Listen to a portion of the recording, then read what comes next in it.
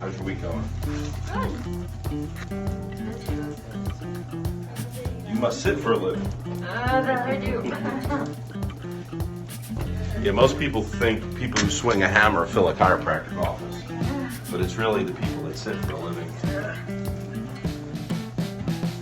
When you lie down, like you are now, you put about 25 pounds per square inch on your low back. When you sit or stand, you put 100. When you sit, you put 275 pounds per square inch on your low back. Deep breath.